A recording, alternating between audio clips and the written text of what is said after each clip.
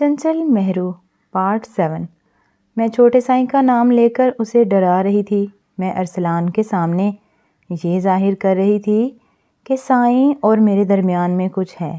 اس طرح سب کو یہ بات معلوم ہو جاتی اور سائیں میرے بن جاتے۔ میری باتیں سن کر ارسلان کو کچھ شک ہونے لگا تھا۔ وہ مجھے دھکا دے کر وہاں سے چلا گیا۔ میں چھوٹے سائیں کو حاصل کیے بنا نہیں رہ سکتی تھی، اس لیے انہیں حاصل کرنے کے منصوبے بنانے لگی۔ ارسلان نے لان کو اچھے سے سجا دیا تھا۔ رات کے وقت چھوٹے سائیں اپنی منگیتر کی سالگرہ منانے والے تھے۔ میں نے کیک بنا دیا تھا۔ میں شام کے وقت گھر جانے لگی تو چھوٹے سائیں نے مجھے جانے سے روک دیا۔ مہرو، ابھی مت جانا، کچھ دیر رک جاؤ، پارٹی کے بعد چلی جانا۔ چھوٹے سائیں نے پیار سے کہا۔ ان کی محبت دیکھ کر میں انکار نہ کر سکی اور حامی بھر دی۔ ٹھیک ہے سائیں، اگر آپ کہتے ہیں تو رک جاتی ہوں۔ تم مجھے سائیں نہیں عفان کہا کرو، اب ہم دونوں دوست ہیں۔ عفان میرے شرم سے سرخ پڑتے چہرے کی جانب دیکھ کر بولے۔ ہم دونوں ایک دوسرے کے قریب کھڑے ہو کر باتیں کر ہی رہے تھے کہ اچانک بی بی جان ہمارے پاس آ کر کھڑی ہو گئیں۔ لڑکی، تم یہاں کیا کر رہی ہو؟ چلو جاؤ کچن میں اپنا کام کرو۔ بی بی جان مجھے کھا جانے کی نگاہوں سے دیکھ کر سخت لہجے میں بولیں۔ جی بی بی جان، جاتی ہوں، میں نے گردن جھکا کر کہا۔ مہرو کہیں نہیں جا رہی ہے، وہ اب سے میرے لیے کام کرے گی جب تک میری شادی نہیں ہو جاتی۔ عفان سائیں نے کہا۔ بی بی جان حیران نظروں سے مجھے اور عفان کو دیکھنے لگیں۔ جو مرضی دل چاہے وہی کرو، وہ طنز لہجے میں کہہ کر وہاں سے چلی گئیں۔ مجھے دل ہی دل میں خوشی ہو رہی تھی کہ عفان سائیں مجھے اپنے ساتھ رکھنا چاہ رہے ہیں۔ شام ہو گئی تھی، سائیں کے مہمان بھی آنا تیار ہو گئے تھے۔ میں کھانے کا سامان دیکھ رہی تھی کہ ایک نوکرانی میرے پاس آئی اور کہنے لگی، چھوٹے سائیں آپ کو بلا رہے ہیں۔ سائیں کا پیغام ملتے ہی میں فوراً ان کے کمرے میں چلی آئی۔ وہ سوٹ پہن کر بہت خوبصورت لگ رہے تھے۔ میں انہیں دیکھ کر دیکھتی رہ گئی۔ آؤ مہرو، یہ لو کپڑے لے لو، پارٹی میں پہن لینا۔ عفان سائیں سامنے بیڈ پر رکھے کپڑوں کی طرف اشارہ کرتے ہوئے بولے۔ میں کمرے میں داخل ہوئی اور کپڑے اٹھا کر دیکھنے لگی۔ وہ بہت خوبصورت اور نئے کپڑے تھے۔ عفان، یہ کپڑے کس کے ہیں؟ میں نے اپنی منگیتر کے لیے لیا تھا، لیکن اب تم پہن لو، تمہارے ہوئے۔ وہ مسکرا کر بولے۔ میں انہیں دیکھ کر شرمانے لگی۔ مجھے دل میں خوشی ہونے لگی تھی کہ عفان سائیں مجھے اپنی منگیتر سے زیادہ اہمیت دے رہے ہیں۔ بہت شکریہ عفان سائیں۔ میں کپڑے اٹھا کر وہاں سے جانے لگی۔ رکو مہرو، کہاں جا رہی ہو؟ میرے سامنے ہی کپڑے پہن لو نا، میں بھی تمہیں کپڑے پہنتے ہوئے دیکھ لوں گا۔ عفان سائیں میرا ہاتھ پکڑ کر رومانوی انداز میں بولے۔ میرے دل کی دھڑکن تیز ہونے لگی۔ میں الٹے قدم پیچھے ہٹی اور بولی، آپ کمرے کا دروازہ بند کر دیں، میں کپڑے تبدیل کر لیتی ہوں، میں نے دھڑکتے ہوئے دل کے ساتھ کہا۔ عفان سائیں نے جلدی سے کمرے کا دروازہ بند کر دیا اور دروازے کے ساتھ ٹیک لگا کر کھڑے ہو گئے اور مجھے گہری نظروں سے دیکھنے لگے۔ مجھے ہچکچاہٹ ہو رہی تھی سائیں کے سامنے کپڑے تبدیل کرتے ہوئے۔ میں بت بن کر وہی کھڑی ہو گئی۔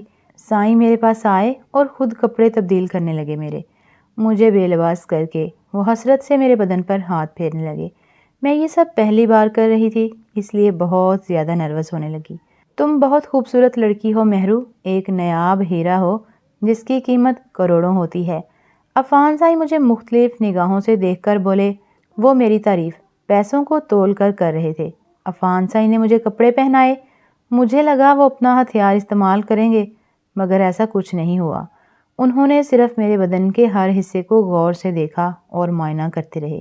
میں جا رہا ہوں باہر، تم کچھ دیر آ جانا اور کیک تم ہی لانا، سمجھ گئی؟ عفان سائیں میرے گالوں کو کھینچ کر بولے۔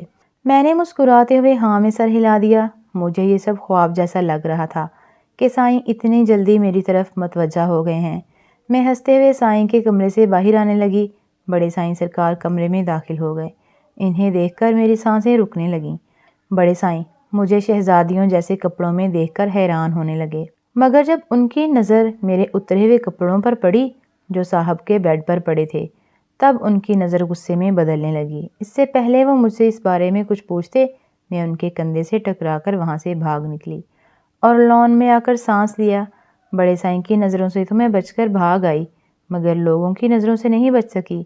ہر انسان کی نظر مجھ پر ہی تھی۔ یہ جو تم اتنا سج سنور رہی ہو نا، دیکھنا تمہارے ساتھ کیا کرے گا یہ کمینہ سائیں۔ ارسلان مجھ سے 2 قدم فاصلے پر کھڑے ہو کر بولا۔ میں نے اس کی بات پر دھیان نہیں دیا۔ کچھ دیر بعد بڑے سائیں کی منگیتر ان کے ہمراہ لان میں آئی۔ ملازموں نے پھولوں کی پتیاں پھینک کر ان کا ویلکم کیا۔ سائیں کی منگیتر بہت خوبصورت تھی، اتنی خوبصورت کہ اس کے چہرے سے نظریں ہی نہ ہٹ سکیں، لیکن اس کا باڈی فگر بالکل بھی اچھا نہیں تھا، بالکل بچوں جیسا پلین تھا۔ واہ کتنی لڑکی ہے نا ارسلان، میں نے ارسلان سے کہا۔ مجھے لگا وہ اس کی تعریف کرے گی، مگر ایسا کچھ نہیں ہوا۔ ہاں ہوگی، مگر تمہارے جیسی کوئی نہیں۔ وہ پھر سے میری تعریف کرنے لگا تھا۔ عفان سائیں نے مجھے کیک لانے کا اشارہ کیا۔ میں ان کے حکم کی تعمیل کرتے ہوئے کچن میں آئی اور ایک بڑے کیک کو ٹرے پر رکھ کر لا رہی تھی۔ کسی نے پنکھ کا رخ میری طرف کر دیا اور پھر میز پر رکھے پھول اڑ کر مجھ پر گرنے لگے۔ وہاں موجود سب لوگ مجھے ہی دیکھنے لگے۔ میں کسی شہزادی سے کم نہیں لگ رہی تھی۔ میں کیک لے کر لان میں سائیں کے پاس آئی۔ سائیں کی منگیتر مجھے غور سے دیکھنے لگی۔ وہ مجھے پہچاننے میں غلطی کر رہی تھی۔ میرا لباس دیکھ کر مجھے نوکرانی تو نہیں کہہ سکتی تھی، اس لیے عفان سے میرے بارے میں پوچھنے لگی۔ عفان، یہ لڑکی کون ہے؟ تمہارے خاندان میں تو کوئی لڑکی نہیں ہے۔ یہ مہرو ہے، ہمارے ساتھ ہی رہتی ہے۔ اب کیک کاٹیں۔ عفان نے مجھے نوکرانی نہ کہا۔ یہ بات مجھے بہت اچھی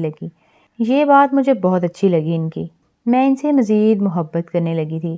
مہرو، اس سامنے والے میز پر میرے دوست بیٹھے ہیں، تم ہی انہیں کھانا اور کیک سرو کرنا، اور پیار سے ہنس ہنس کر، چھوٹے سائیں نے مجھے کام سمجھاتے ہوئے کہا۔ میں جی کہہ کر وہاں سے چلی آئی اور عفان سائیں کے دوستوں کو کیک دینے لگی۔ وہ 7 لڑکے تھے جو مجھے بہت گندی نظروں سے دیکھ رہے تھے۔ لگتا ہے یہ وہی لڑکی ہے جس کے بارے میں عفان بات کر رہا تھا۔ ایک لڑکے نے دیکھا، باقی سب لڑکے اس کی بات سن کر مجھے مزید گندی نگاہوں سے دیکھنے لگے۔ ان کی نظریں مجھے نروس کرنے لگی تھیں۔ میں نے ایک لڑکے کے سامنے کیک رکھا، اس نے میرے ہاتھ پر اپنا ہاتھ رکھا۔ میں اچانک سے گھبرا گئی اور پیچھے ہٹی۔ یہ آپ کیا کر رہے ہیں؟ کیا کیا ہے؟ میں نے صرف ہاتھ ہی لگایا ہے، کچھ اور تو نہیں، وہ مجھے آنکھ مار کر بولا۔ پھر باقی سب ہنس پڑے۔ میں بت بن کر کھڑی ہو کر اپنی بے عزتی کروا رہی تھی۔ وہ مجھے پتہ ہی نہیں اور کیا کیا کہتے۔ بڑے سائیں وہاں آ گئے اور سب کے سامنے میرا ہاتھ پکڑ کر مجھے وہاں سے نکال کر ایک کونے میں لے آئے۔ یہ کیا کر رہے ہیں سائیں؟ آپ چھوڑے میرا ہاتھ۔ میں بڑا سا منہ بنا کر ہاں میں ہاتھ چھوڑ دوں اور تم ان لڑکوں کو فری میں مزے کرواؤ۔ تم چھوٹے سائیں کے کمرے میں کیا کر رہی تھی؟ ہاں، سائیں میرا بازو پکڑ کر غصے سے بولے۔ میں چھوٹے سائیں کو بلانے آئی تھی اور آپ مجھ سے ایسے بات نہیں کر سکتے۔ میں اپنے ڈر پر قابو پاتے ہوئے بولی، تمہیں اس گھر میں لایا ہوں، اس لیے صرف میری غلام بن کر رہو، ورنہ میں کیا کر سکتا ہوں اپنی ماں سے جا کر پوچھ لینا۔ اب کی بار سائیں کے غصے میں دھمکی بھی تھی۔ وہ مجھے کیا سمجھانا چاہ رہے تھے میں سمجھ نہیں پا رہی تھی۔ میں حیرت سے انہیں دیکھنے لگی۔ چلو گھر جاؤ، اب میرا بندہ تمہیں چھوڑ دے گا، سائیں نے کہا۔ میں چھوٹے سائیں کی طرف دیکھنے لگی۔ وہ اپنی منگیتر کے ساتھ رومانس کر رہے تھے۔ میری آنکھوں میں آنسو آ گئے۔ میرا من ہی نہیں چاہ رہا تھا انہیں چھوڑ کر جانے کا۔ سائیں نے میرا ہاتھ سختی سے پکڑا اور مجھے گھر سے باہر لے آئے، جہاں پر ان کا آدمی کھڑا تھا۔ اسے گھر چھوڑاؤ جی سائیں، اس نے گردن جھکا کر کہا اور پھر میرے ساتھ چلنے لگا۔ رات کا وقت تھا، مجھے ڈر بھی لگ رہا تھا اور چھوٹے سائیں کی یاد بھی آ رہی تھی۔ میری پارٹی شروع ہونے سے پہلے ہی سائیں نے ختم کر دی تھی۔ میں اپنے گھر آ گئی۔ مجھے لگا امی کو فکر ستا رہی ہوگی میری، مگر وہ آرام سے کمرے کے بستر پر بیٹھ کر فروٹ کھا رہی تھیں۔ وہ لالچی تھیں بہت، اسی وجہ سے ابو انہیں چھوڑ کر چلے گئے تھے اور کبھی مڑ کر ہماری طرف نہیں دیکھا تھا۔ ویورز، کہانی کا اگلا پارٹ دیکھنے کے لیے ہمارے چینل گولڈن وائس کو جلدی سے سبسکرائب کریں، تاکہ جب میں اس کا اگلا پارٹ اپلوڈ کروں تو اس کا نوٹیفیکیشن آپ لوگوں کو سب سے پہلے ملے۔ اور اگر آپ کو ہمارے ناولز پسند آ رہے ہیں تو اپنی قیمتی رائے سے ضرور آگاہ کیجیے۔ شکریہ۔